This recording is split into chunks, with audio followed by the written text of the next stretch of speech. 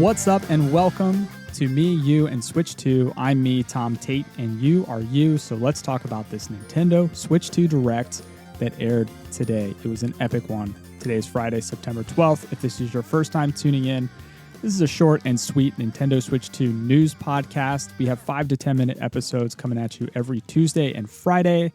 Today, of course, is Friday. Timing worked out perfectly. We had a Nintendo Switch Direct. Nintendo Direct. It was at 9 a.m. this morning, Eastern Time. I'm recording this around 11:33, a little bit of an early lunch break. This might be a long one. So this Nintendo Direct was about 60 minutes long. So let's just dive right into it.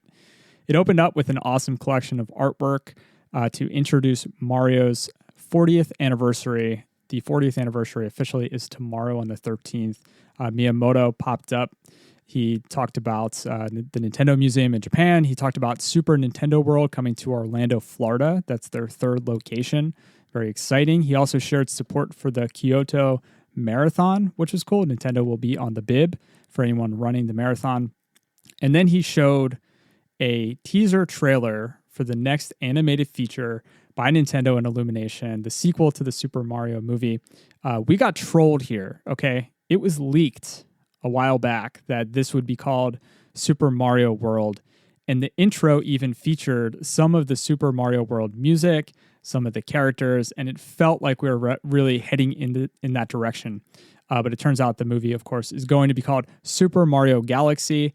It kind of panned up, showed the Galaxy logo. So either this was an elaborate plan to throw off the scent, or they were so upset that it leaked that they just changed the name. I don't know. I don't think that's true. I think it was planned from the beginning. They shared all the big stars will be returning in their roles, unsurprisingly. So, Chris Pratt, the whole gang is coming back. Super Mario Galaxy is also getting a re-release on Nintendo Switch. So that was the second big announcement. Super Mario Galaxy and Galaxy 2. They will be coming to Switch. This is really great. We had Galaxy on the 3D All-Stars collection, and it played really well. I have a copy of that, but we did not get Galaxy 2. So there are some, who will argue that these are the best Mario titles, and they are up there. They are very, very good. The release date for this will be February 10th. There will be a physical pack-in. You can get it digitally. You can get it separately, each game separately, or you can get them as a bundle. And they're also going to have special amiibo that they announced. So they didn't announce pricing during the Direct, but we learned later on that these titles will be a whopping $40 each or bundled together for $70. That feels like a lot for such old titles, for games that existed for a long time, but I'm sure some work was put into, bringing these back to life. So who knows? We'll have to wait and see how the experience is and if they live up to that price tag. After that, Miyamoto threw it over to Koizumi to start talking about the titles. They've added new storybook pages to Rosalina's book, and it'll be actually released as a physical book if you want, which is really cool. That seems to be a theme. There's a lot of physical things that they announced in this Direct. It'll be playable on Switch and Switch 2. And at this point in the broadcast, I realized I was watching the UK stream, and I noticed that because it was the PEGI rating system. So as soon as I noticed that, I switched over. And I also noticed once I switched over, I was getting an English dub over the Japanese vocals. So I switched over then. I don't think I missed anything. Clearly, I needed more coffee in the morning. Next up, we had Mario Tennis Fever for Nintendo Switch 2. Very familiar gameplay, but the graphics looked really, really sharp here. There's a combo component. So if you rack up a bunch of combos, you can power up your racket. This kind of felt like a NBA Jam type of edition. Like he's heating up after you sunk enough baskets in a row. There's an adventure mode that looked pretty fun too. This will come out on February 12th, 2026. No pricing during the Direct, but we learned afterwards that it'll be $70. So this is a $70 title. Next, we had Super Mario Wonder Nintendo Switch 2 Edition Plus Meetup in Bellabelle Park. This was an easy one for Nintendo. I really expected this to be a part of the Nintendo Direct today. The additional content appears to be a lot of co-op style mini games. There's some additional stuff too that they didn't talk about that they teased. It will be revealed later. This will be launching next spring. They also created a physical talking flower from the Mario Wonder universe. It'll just talk whenever at random. That was one thing that people talked about a lot with this game is the flower talk too much. Some found it annoying. I thought it was cute. Gave the game a lot of charm. So now you'll actually have one of those talking flowers if you want in your room talking to you at random. That'll also be released next spring. The final Mario Celebration game was a new Yoshi title. This was called Yoshi and the Mysterious Book. The art style here is probably some of the best I've seen in the Yoshi games. I was really a huge fan of this. It's kind of hand-drawn, hand-painted storybook art style, very evocative of the original Yoshi story cutscenes from N64. I was really kind of getting those vibes. This will also release in spring 2026, so there's already a lot to look forward to in spring, and that's also around when the movie is going to be released. So this celebration of Mario's 40th will continue well into 2026. Okay, and then we got into the heart of the Direct. I'm just going to cover the Nintendo Switch 2 games. So I'm skipping over some Switch 1 titles like Storm Lancers, Dinkum, Papucom. This actually looked really cool. This reminded me of some couch co-op games that I used to play growing up. Tomodachi Life, Living the Dream. I'm going to skip over those. You can check those out online. Mortal Kombat Legacy Collection is coming to Switch 1 and 2. We already knew this one. Some great documentary-style content is in this, and they teased a bit of it, so that looks really cool if you're a Mortal Kombat fan. Physical edition arrives on December 12th. Final Fantasy VII Remake Intergrade. I am 100% going to double dip on this one. I played it on PlayStation 4. This will be arriving in January 22nd, 2026. Square Enix also revealed after the Direct that parts 2 and 3 will come to Nintendo Switch 2. So that's very exciting to know that you can play through the full trilogy on that one console. We learned after the show as well that the title will be $40, which I can appreciate because we're going to see a lot of high prices as we continue through this Direct. Linked Banner of the Spark. This was a roguelite adventure game coming to Switch 1 and 2. This will be available later today if you want to check that out. Hades 2. Hades 2, not a ton of gameplay in this trailer. At first, it was lots of cutscene footage, animated. It reminded me a bit of the Castlevania Netflix anime, that style. This is coming digitally to Switch and Switch 2 digitally on September 25th. It'll be physical in November. So look out for Hades 2. New amiibo functionality was revealed for Kirby Air Riders. The Rider amiibo is separate from the machine, so you can swap and customize the amiibo based on which rider you want to ride which machine, if you get all of them. There's also another Sakurai Kirby Air Riders Direct incoming, a second Direct, which I think is interesting just because that was a long Direct and they went pretty deep in all the mechanics. I don't know what else is left to be said. Hyrule Warriors Age of Imprisonment, the trailer and the release date was revealed November 6th. This game will also have game share that lets you play with 2 players on separate systems, even if only one has the game. That's an exciting feature. It extends the playability a little bit.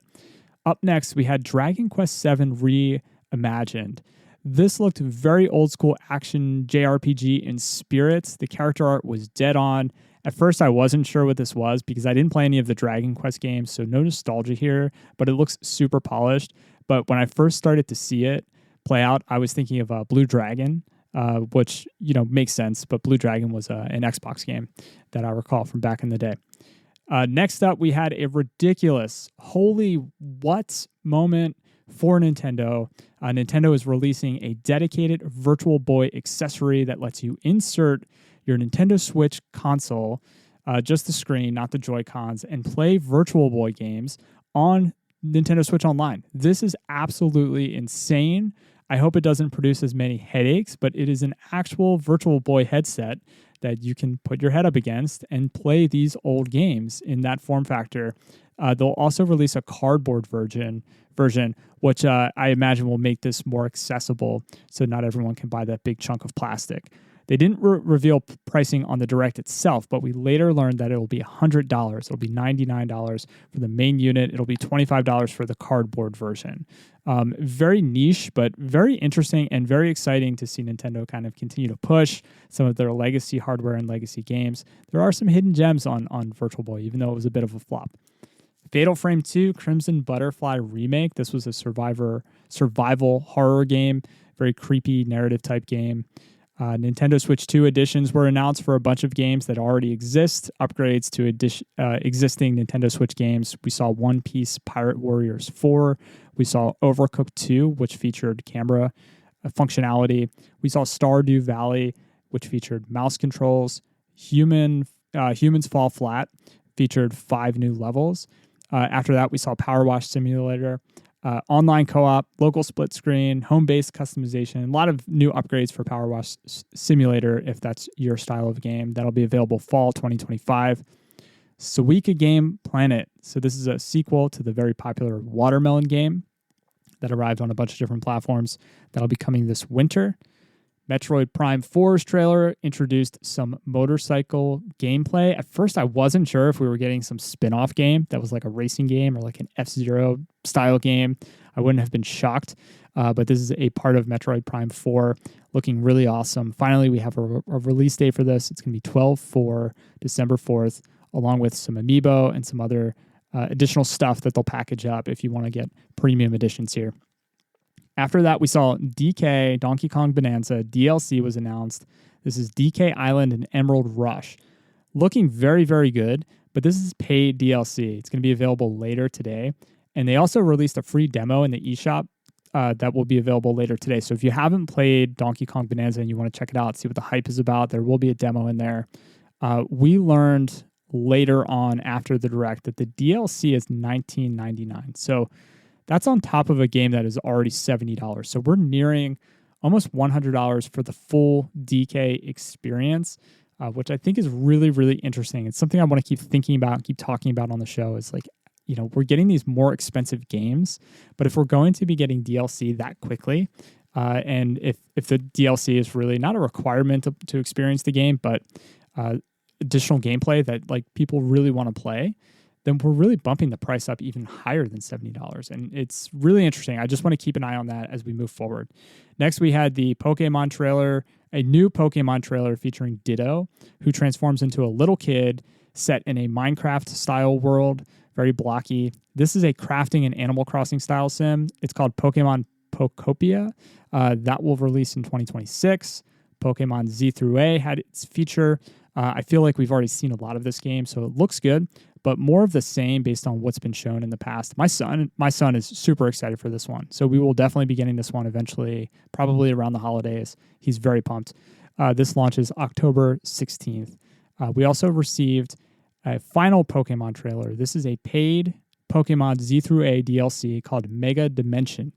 So again, this is a paid DLC that's being announced for a game that hasn't even been released yet.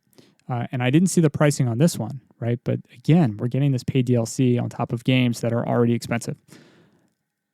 Danganronpa 2, this was the next game they featured. We received a trailer. I don't know much about this series, so it's hard for me to get excited, but it looks very, very weird, and maybe that's the vibe of the game. That'll be released in 2026. Dynasty Warriors Origins coming to Nintendo Switch 2. Paid DLC also on the way for this game. A game that has not yet been released. This feels new and excessive to me again. This release date will be January 22nd, 2026.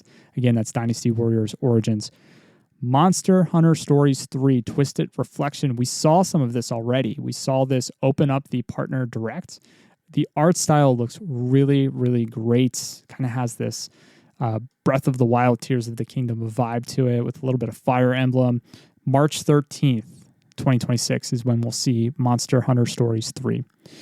Next up, it's montage time. You always have to get these montages in where they push a bunch of games together all at once. We have 2 Point Museum from Sega, October 28th. Disgaea 7 Complete, October 10th. FC 26 from EA Sports, September 26th. Dragon Quest 1 and 2 HD 2D Remake, that'll be on October 30th. Virtua Fighter 5 Revo World Stage, that'll come out this winter.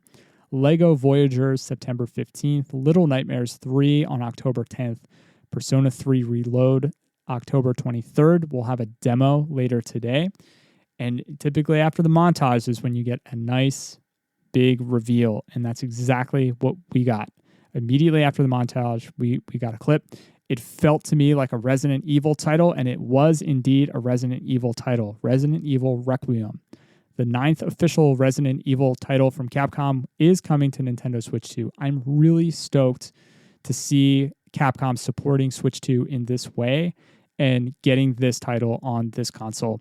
Admittedly, it is not as polished as the other versions we've seen, but it looks very good. And just the thought of a day one release for Resident Evil brings me back to Resident Evil 4 on the GameCube. I know this is not an exclusive like Resident Evil 4 was back in the day, but it's exciting to know that a Resident Evil title will hit Nintendo Switch 2.